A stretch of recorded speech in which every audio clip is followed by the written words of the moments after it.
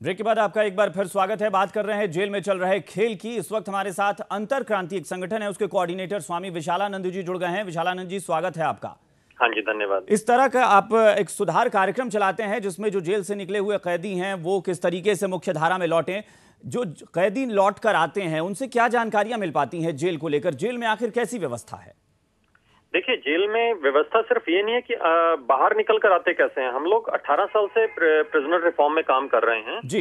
और पूरे देश की अगर बात करें तो देश में अलग अलग जगह पे अलग अलग व्यवस्था है। खासतौर से अगर तिहाड़ की बात करें तो तिहाड़ सुरक्षा के मामले में और रिफॉर्मेशन के मामले में बहुत एक्टिव है और वर्ल्ड वाइड एक मॉडल के रूप में सामने आया है जी। बट अगर हम सिर्फ पॉजिटिव साइड देखें तो बहुत अच्छा काम हुआ है। बट अगर किसी भी चीज के अगर हम नेगेटिव्स देखना चाहेंगे तो नेगेटिव तो हमें हर केस में बहुत सारे दिख जाएंगे। There are positives and negatives in every field of life. नहीं, लेकिन विशालानंद जी देखना तो पड़ेगा, क्योंकि तिहाड़ जैसे आपने कहा कि बहुत अच्छे उच्च स्तर की वहां सुविधाएं हैं, तो फिर वहां पर तो खामियां अगर थोड़ी भी आती हैं तो सवाल खड़े होंगे। तिहाड़ में हमने कैदियों में आपस में मारपीट देखी है, हथियारों के साथ मारपीट देखी है, कई सारी मौतें देखी हैं, आत्महत्या जैसी घटनाएं देखी हैं, तो सवाल खड़े होंगे। देखिए, बात यह है, तिहाड़ एक अगर मैं ये बात कहूं कि मीडिया के एंगल से बहुत प्रोमिनेंट जेल है। इस कारण से अगर वहां पर कुछ भी होता है तो हम उसको बात करते हैं। 2012 में अभी हमने देखा कि टोटल 18 मौतें हुई पूरी जेल में जी। जो कि अगर वैसे हम उतनी पॉपुलेशन में 1 लाख की पॉपुलेशन का जहां पे टर्न अराउंड है, 1 लाख में 18 मौत अगर हम सोसाइटी में एज यूजुअल देखें तो वो मेरे ख्याल 10,000 से भी कम लोगों में 18 मौत हो जाती हैं सोसाइटी में। नहीं, लेकिन यहाँ पर एक सवाल है। चलिए विशालानंद जी, आप हमारे साथ बने रहें, इस पर हम गौतम साहब से टिप्पणी लेंगे। गौतम साहब, यहाँ सोसाइटी में जो मौत होती है उससे अगर हम जोड़कर जेल के आंकड़ों को देखें तो शायद बहुत अजीब सा लग रहा है थोड़ा।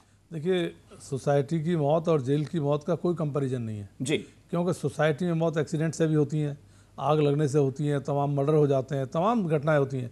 लेकिन जेल ऐसा स्थान है कि ना वहाँ एक्सीडेंट होने की संभावना है, ना वहाँ कोई और मर्डर होने की संभावना है जी। अब आत्महत्या अगर हो रही है या कोई घटना हो रही है तो वो बेहद गंभीर है, सोसाइटी के मुकाबले में ज़्यादा गंभीर है, चूँकि वहाँ कदम कदम पर सिक्योरिटी है, कदम कदम पर निगाह रखी जा रही है, कैमरे लगे हुए हैं, वहाँ कोई मौका नहीं है मरने मारने का।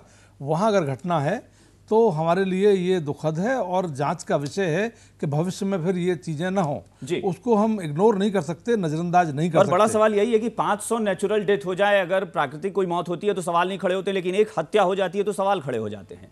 यहाँ पर यह भी सवाल है। संजय जोशी जी हमारे साथ जुड़े हुए हैं।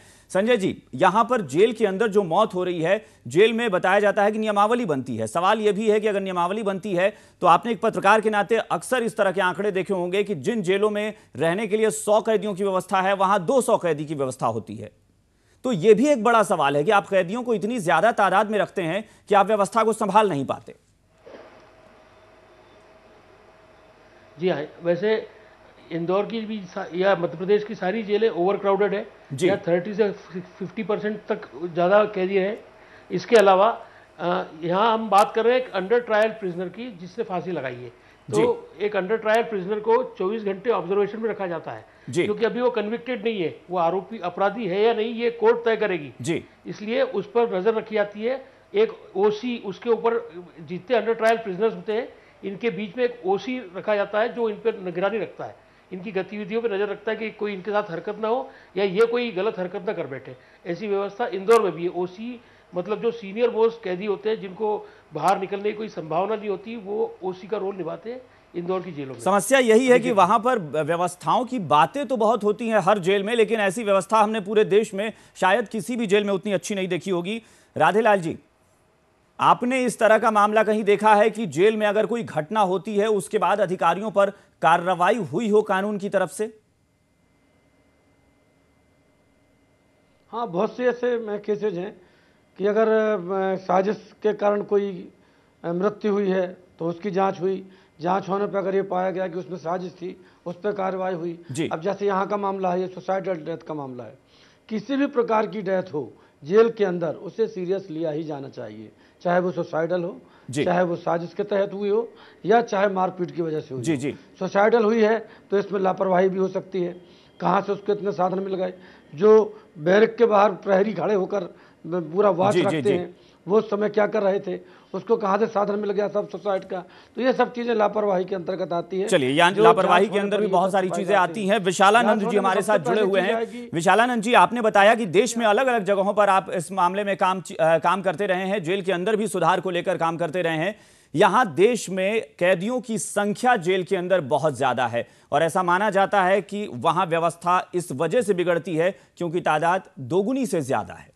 बिल्कुल 80% लगभग ज्यादा है जी, लगभग 80% प्रेजेंट पॉपुलेशन ज्यादा है जी। परंतु अगर हम दूसरे एंगल से अगर देखें कि इन्होंने जो कहा कि बाहर नेचुरल डेथ्स होती है, मैं अंदर की ये बात नहीं कर रहा कि अंदर मर्डर्स होते हैं जी। अंदर एक व्यक्ति जो प्रिजन में चला जाता है, हमारा सोसाइटी का उसको देखने का नजरिया इस प्रकार का है कि वो उस व्यक्ति को ये लगता है कि अब मेरे ऊपर एक सोशल स्टिग्मा लग गया, मेरे ऊपर एक जेल का दाग लग गया और अब मुझे शायद सोसाइटी में वो जगह मुझे वापस नहीं मिलेगी और वो एक डिप्रेसिव एनवायरनमेंट में चला जाता है। नहीं, लेकिन विशालानंद जी, जेल के अंदर यह भी तो व्यवस्था करनी होती है कि कैदी खुदकुशी ना करे।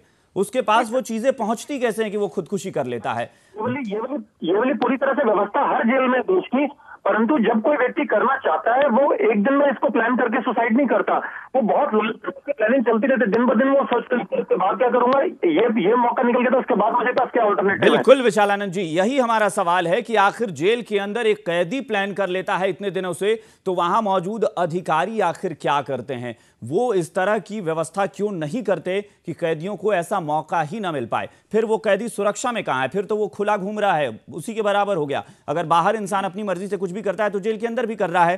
खैर चलिए, एक टिप्पणी आपसे भी, गौतम साहब, आप इस पर क्या कहेंगे? जेल के अंदर क्या व्यवस्था सुधर भी पाएगी, ऐसा लगता है निकट भविष्य में?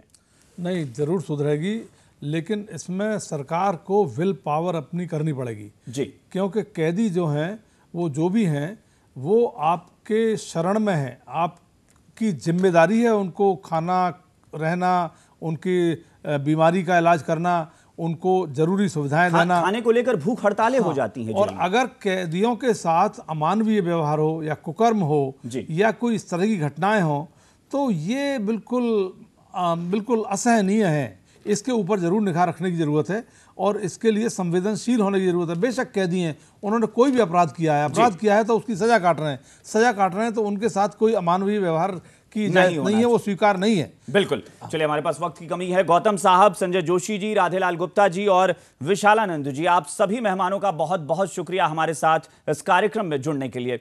कुल मिलाकर एक बात साफ हो जाती है कि जेल के अंदर ऐसा माना जाता है, हमारे यहां माना गया है, पूर्वज हमेशा से कहते आए हैं कि जो आपकी शरण में आ जाता है वो दया का पात्र होता है, उसके साथ अमानवीय व्यवहार नहीं होना चाहिए।